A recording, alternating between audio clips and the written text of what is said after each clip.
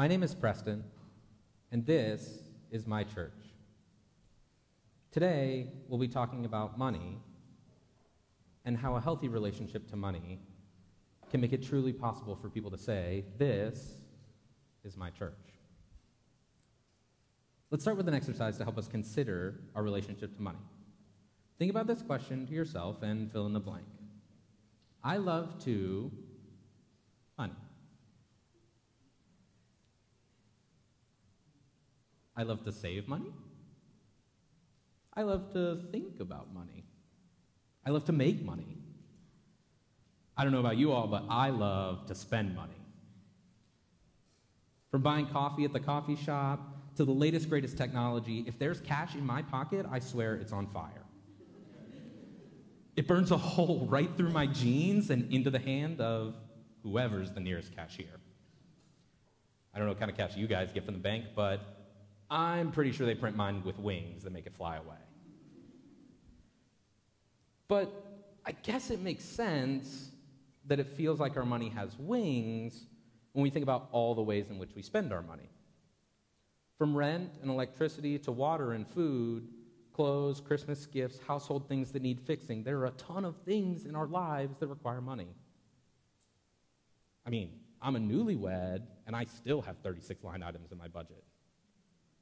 So when we think about the myriad of necessary expenses in the day-to-day, when we consider all the things that are vying for the attention of our money, all the ways that we love to save, spend, make, hoard, waste, ponder our money, I wonder how we feel about giving our money away. Said another way, what are some reasons we might find it difficult to give our money to the church? Here at Edges, we often try to engage in conversation with one another as a way for us to really sit down and think together about what God might be saying to us. More ideas give us more perspective, and more perspective makes us more understanding humans.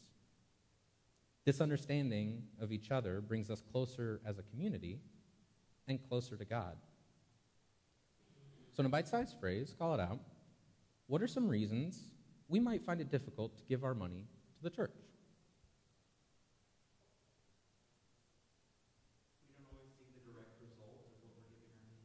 We don't always see the direct result of what we're giving our money to. I can't control how it's spent. We don't have enough to give to the church.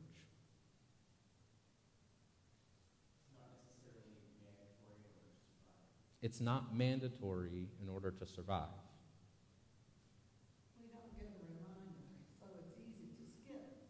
We don't get a reminder, so it's easy to skip. We don't get a reminder, so it's easy to skip. There's no, hey, you need to pay this bill. Sure. We don't think what we give will make a difference. We don't think that what we give will make a difference. We think someone else will do it. We might feel like we don't have enough to give. Maybe one more? We might not trust the church. So it seems pretty clear that there's a wide range of reasons why we might find it difficult to give our money to the church. For the majority of my life, I've been in the category of it's not financially feasible.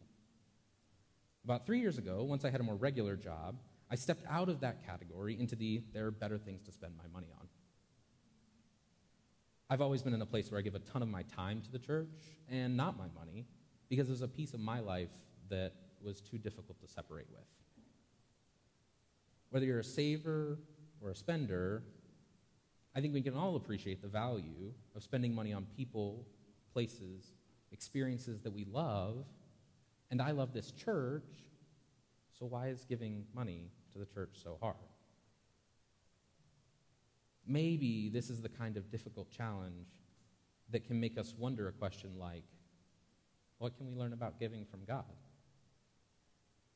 How should we really be thinking about giving to the church? Just recently, I've finally been able to say that I've committed to giving more regularly to our community here to help support the ongoing ministries of our church. And over the last 2 weeks, we've been talking about what it might look like to do just that. You may have noticed that this has been framed around a poem. While I was planning for this sermon, I stumbled upon a scripture that just seemed to line up so perfectly against the poem. Almost as if you could see King David, one of the most famous kings of the Bible, reflecting on his life from the balcony. He may have said something like this: "This is my church. It's composed of people just like me. It'll be friendly if I am. It will do great work if I work. It will make generous gifts to many causes if I am generous. It will bring others into its fellowship if I bring them. Its seats will be filled if I fill them. It will be a church of loyalty and love, of faith and service, if I, who make it what it is, am filled with these. Therefore, with God's help, I dedicate myself to the task of being all these things I want my church to be." The scripture that I think lines up so well against this is 1 Chronicles 29. And my hope is that we can find something true about the heart of God and the heart of giving from it. David, the king of Israel, is getting ready to pass away and is making arrangements for his son, his successor, Solomon, to take over leading Israel. These arrangements include building an enormous temple, a place for peoples to worship God. If any of you have ever built a house or watched a building go up or remodeled the kitchen or done any kind of housework, you know how intense and complex and all-consuming this kind of endeavor can be. So David starts the scripture by saying, "This is my church." He says, "I've done my best to get everything together for building this house for my God. All the materials necessary: gold, silver, bronze, iron, lumber, precious and varicolored stones, and building stones, vast stockpiles." David claims that this church is his church. And because of that, he's willing to give considerable financial resources to spur the process along. And not just the crown's considerable resources, but his own personal gifts as well. He says, "Furthermore, because my heart is in this, in addition to and beyond what I've gathered, I'm turning over my personal fortune." Now, throughout David's life, he's been walking with God. This is the same David that won the battle with Goliath when he was just a small boy. Over the years, he's been raised up by God and lowered by his own error, but every time, God makes God's way back to David. So David, now with an opportunity to claim a lasting investment in the long-term legacy that this church they're building is, says, "My heart is in this. I'm ready to take a leap of faith and give over my own resources because of my love for what this community has done for me." Most of us find ourselves in a place where we first give our heart to the church. Then we give our time. And finally, we give our money according to our ability. David, I think, follows a similar progression. When he was a young boy, the only thing he could give to God was his heart. He trusted God and stepped up when no one else would. Later, he gave his time in the ongoing leadership of God's people. And finally, now, at the end of his life, he's able to say, "Look, here, I've given my life. Let me also give my money." David sets the example for his people for what giving might look like.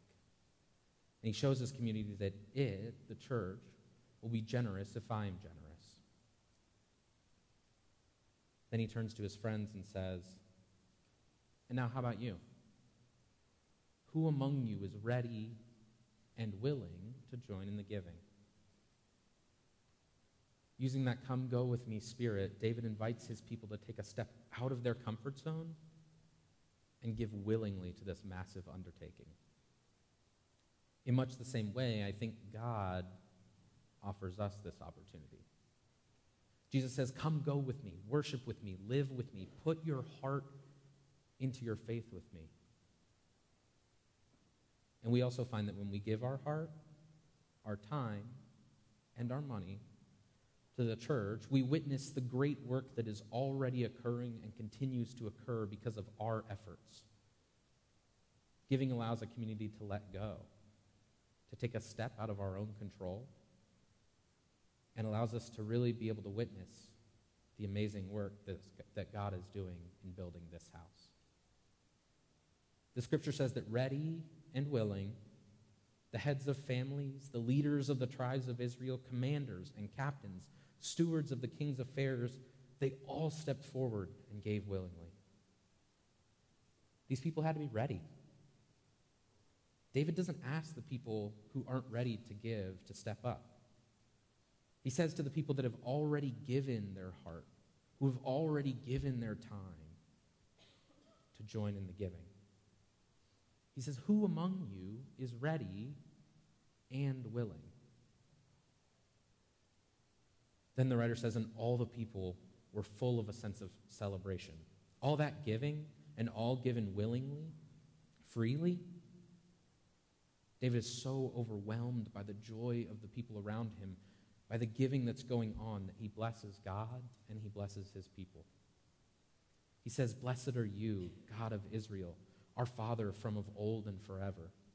To you, O God, belong the glory, the victory, the majesty, the splendor. And here we are, O God, giving thanks to you, praising your splendid name. But me? Who am I? And who are all of these people that we should presume to be giving something to you? Everything comes from you. All we're doing is giving back what's already been given by your generous hand. It was all yours in the first place. I know, dear God, that you care nothing for the surface. You want us, our true selves. And so I've given from the heart, honestly and happily.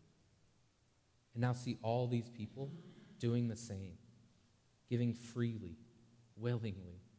What a joy. These people, whom David describes as homeless, shiftless wanderers like their ancestors, their lives mere shadows, hardly anything to them, have given from the heart. This giving enacts a change in their lives. It's both transformative of their heart in helping them to see the true and honest work that God is doing all around them, and at the same time, it is a result of the transformation that's already happening when they give their heart to God. All these people, all their true selves are just like each other, all sharing in the heart of God. And what does this mean for us? It means that we're all from the heart of God.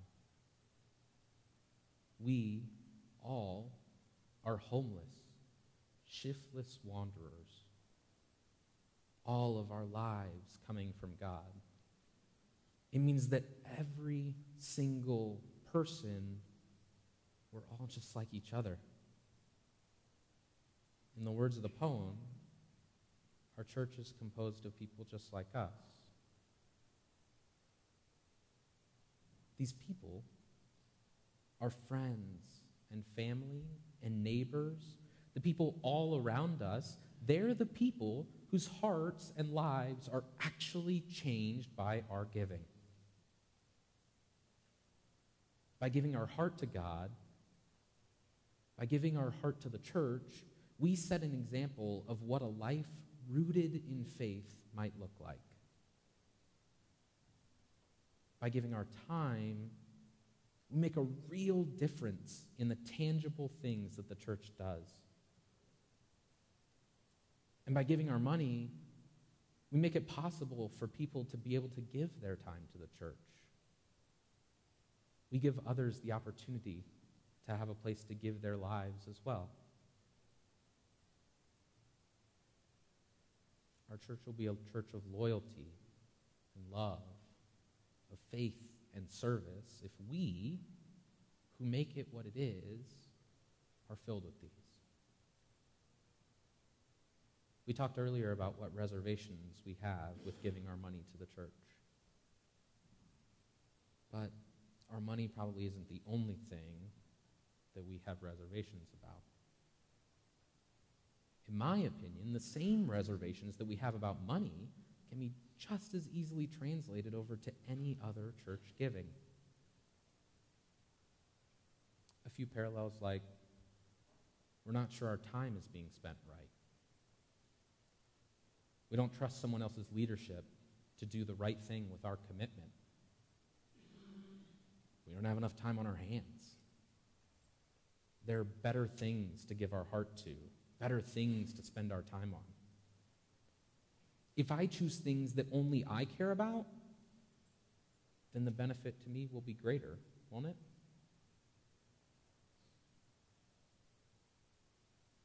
These reservations, these fears that we have, they make it hard to say that we want to make a difference in the lives of the people around us. I'm sure I'm not the only one who's thought just about all of those things at one point or another. And just like David calls his people to be ready and willing to join in the giving, so too does God. David doesn't call his people to give blindly, but rather once they're ready, to be willing. Just like David's people then, we shouldn't be blind, but rather ready and willing, filled with loyalty and love, with faith and service, if we want our church to be the same. So then if we want these things for our community, we should ask ourselves, what am I willing to do? Are the fears or confusion or reservations that I have worth what they might cost?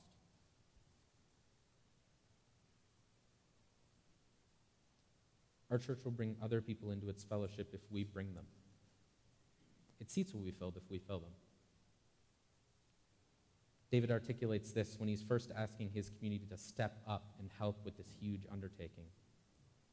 He says, "My son Solomon was singled out and chosen by God to do this, to build the temple.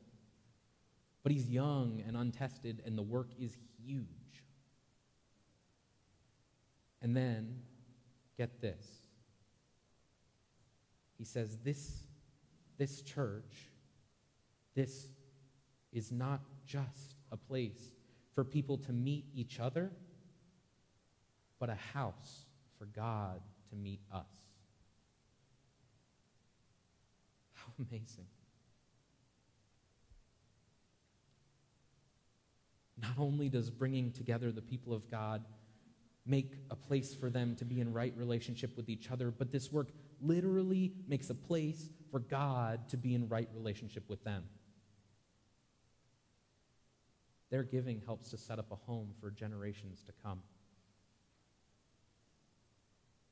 And throughout his whole life, and through this whole process, David is proclaiming the same thing that the poem calls us toward. In building this home for his community, for the generations that are to follow, David calls out to God just like we do, claiming that this is my church. Amen.